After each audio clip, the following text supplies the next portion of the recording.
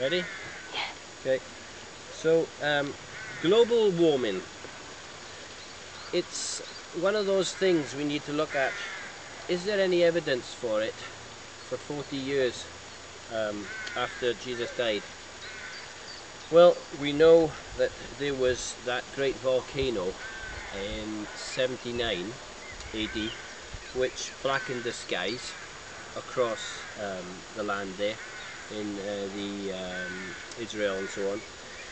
We also know that there was not only the volcano, Vesuvius, whatever they call it, there was, that talks about the sun and moon and the stars being darkened. There was also the great big storms. The Apostle Paul says, here it is in Acts chapter 27, this is evidence, by the way, I'm looking at, for global warming in the generation after Jesus died. And here it is, verse 20. It says, after many days, he says here, the sun nor the stars for many days appeared, and no small tempest lay on us. He says, all hope that we should be saved was taken away.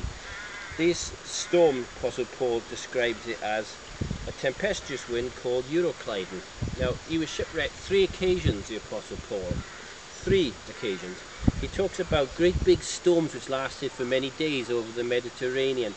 But we don't see any storms like that across the Mediterranean on the weather forecast. We haven't seen them in decades. We've seen a few little storms going their way, you know.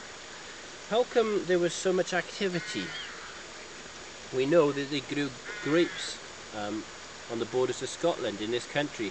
We've got accounts in the Roman history on bits of pottery and clay and different things about what they used to do, how they lived here up by Hadrian's Wall there.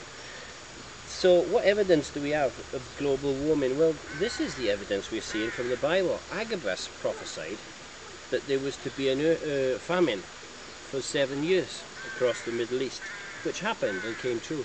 So how is there so much evidence in the Bible? There's so many great storms, the volcano, the darkness. In fact, in 70 AD, they shot fireballs over Jerusalem when the Jews burned the temple down, fighting the Romans, yeah? How come all of this was predicted by Jesus to happen in his generation? I'll read you in Matthew chapter 24. And Jesus said that all these things will happen before this generation even passes. He said there will be like global warming. He said the sea and the waves will roar before this generation passes.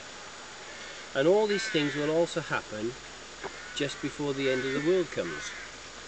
And he says that there was to be on earth distress in nations with perplexity, the sea and the waves roaring, men's hearts failing them for fear of those things coming on the earth, such as earthquakes and hurricanes and tornadoes. And so if we know that there's a description here about terrible storms, which was in the first 40 years after Jesus died, and Jesus said before this generation passes, all these things will come on people. They will deliver you up to be, you know, in front of the courts, and they will persecute you and such like. And all these things are predicted to happen. And then it says, nation shall rise against nation, and kingdom against kingdom. There would be wars and rumours of wars. It happened. The Romans came and they attacked Jerusalem and surrounded Jerusalem as Jesus predicted. When you see that happen, he said, flee to the rocks and the mountains. So the Christians, when they saw the General Titus come in from the Roman army surrounding Jerusalem, they fled to the rocks and the mountains and were safe. But the Jews who didn't believe what Jesus predicted, they all perished. There was over 1 million, we're told, in Josephus' time.